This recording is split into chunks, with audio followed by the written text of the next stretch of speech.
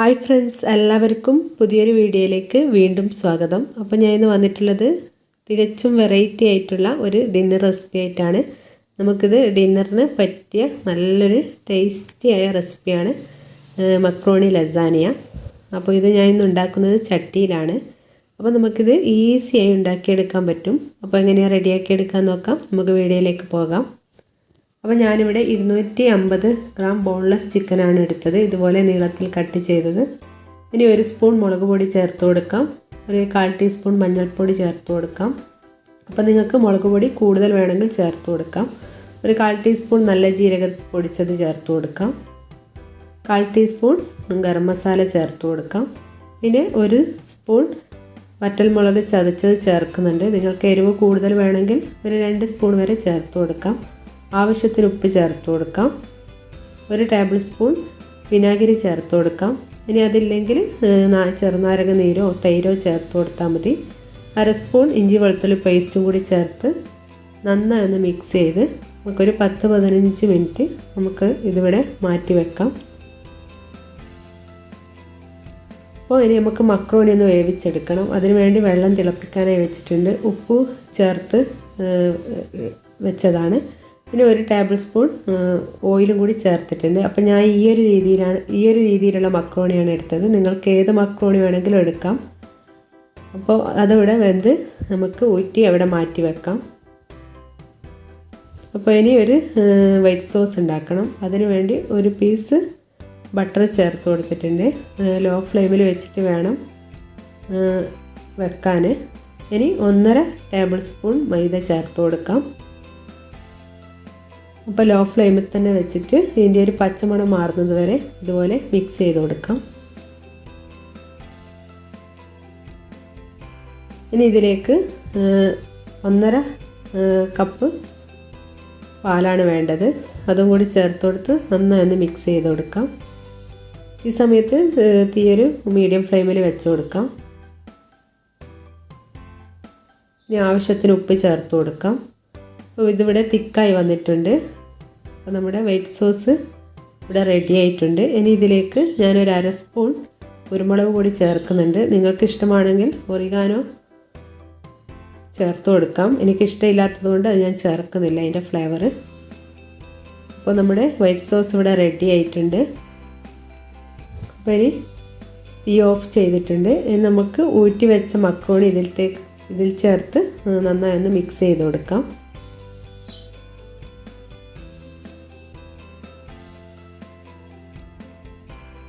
എന്നിട്ട് ഇതിനെ അവിടെ മാറ്റി വെക്കാം.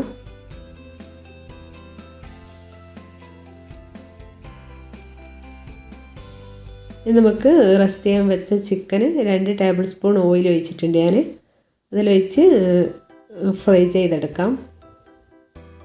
അപ്പോൾ ചെറുതായി കട്ട് ചെയ്തത് കൊണ്ട് തന്നെ ചിക്കൻ പെട്ടെന്ന് വെന്ത് കിട്ടും.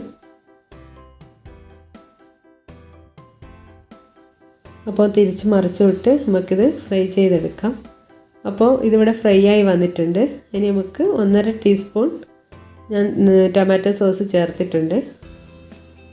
അപ്പോൾ ഇതിവിടെ റെഡി ആയിട്ടുണ്ട്. നിങ്ങൾക്ക് എരിവ് കൂടുതൽ വേണമെങ്കിൽ ഇതിൽ വറ്റൽമുളക് ചതച്ചതിട്ട് കൊടുക്കാം. ഇനി ഞാൻ ചട്ടിയിലാണ് ഉണ്ടാക്കുന്നത്, അതുകൊണ്ട് ചട്ടിയിൽ ഇനി നമുക്കിത് സെറ്റ് ചെയ്യാം. ആദ്യം നമ്മൾ വൈറ്റ് സോസിൽ മിക്സ് ചെയ്ത മക്രോണി ഒന്ന് ഇതുപോലെ ലെവലായി കൊടുക്കാം.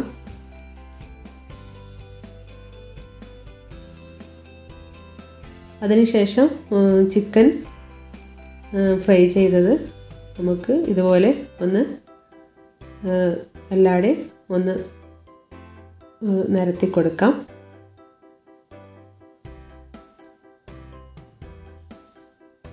അപ്പോൾ ഇതിൻ്റെ മുകളിൽ നിങ്ങൾക്ക് വേണമെങ്കിൽ മൊസറല്ല ചീസ് ഇട്ട് കൊടുക്കാം. ഞാനിപ്പോൾ ഇട്ട് കൊടുക്കുന്നില്ല, കുറച്ച് ഹെവി ആവും. ഓരോരോ ലെയറും ഇതുപോലെ സെറ്റ് ചെയ്ത് ചിക്കൻ ചേർത്ത് കൊടുത്തതിന് ശേഷം ഓരോരോ ലെയറിലും നിങ്ങൾക്ക് ഇഷ്ടമാണെങ്കിൽ മൊസറല്ല ചീസ് ഇട്ട് കൊടുക്കാം. അപ്പോൾ ഇപ്പം ഞാനത് ചേർത്ത് കൊടുക്കുന്നില്ല. അപ്പോൾ ഇത് ഫുള്ളായിട്ട് ഇതുപോലെ ചിക്കനും മക്രോണിയും വെച്ച് നമുക്ക് റെഡിയാക്കി എടുത്തിട്ടുണ്ട്. ഇനി ഇതിൻ്റെ മുകളിലേക്ക് ഞാൻ സോൾട്ടഡ് സ്ലൈസ് ചീസാണ് വെച്ച് കൊടുക്കുന്നത്.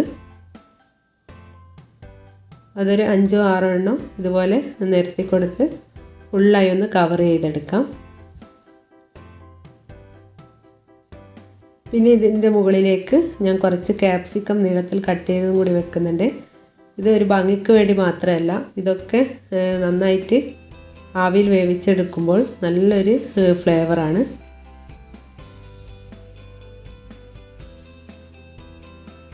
അപ്പോൾ ഇത് ഫുള്ളായിട്ട് ഇതുപോലെ ഒന്ന് നിരത്തി കൊടുക്കാം. നമുക്ക് ഇതുപോലൊരു പാത്രത്തിൽ റിങ് വെച്ചിട്ട് ഒരു 15-20 മിനിറ്റ് വേണ്ടി വരും. ചട്ടി ആയതുകൊണ്ട് ചൂടാകാൻ കുറച്ച് ടൈം എടുക്കും. അപ്പോൾ ആദ്യം ഹൈ ഫ്ലെയിമിലും പിന്നെ ലോ ഫ്ലെയിമിലും വെച്ചിട്ട് ഒരു 15 മിനിറ്റ് കൊണ്ട് ഇത് റെഡിയായി കിട്ടും. അപ്പോൾ ഇതിവിടെ റെഡിയായി വന്നിട്ടുണ്ട്. ചീസൊക്കെ നല്ല മെൽട്ടായിട്ടുണ്ട്. അപ്പോൾ ഇത് ചൂടോടുകൂടി കഴിക്കണം. നല്ല ടേസ്റ്റാണ് ചൂടോടുകൂടി കഴിക്കാൻ. ടേസ്റ്റ് പറയാനില്ല, അസാധ്യ ടേസ്റ്റാണ്. അപ്പോൾ നിങ്ങൾ ട്രൈ ചെയ്തിട്ടില്ലെങ്കിൽ തീർച്ചയായും ഒരു വട്ടം ട്രൈ ചെയ്ത് നോക്കുക.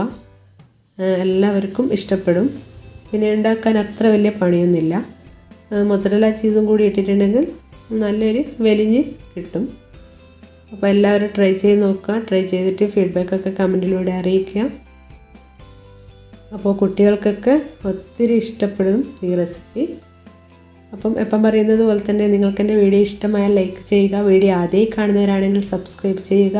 അപ്പോൾ ഇനിയും നല്ല നല്ല റെസിപ്പി വീഡിയോ ആയിട്ട് വരുന്നതായിരിക്കും. അതുവരെ ബൈ ബൈ.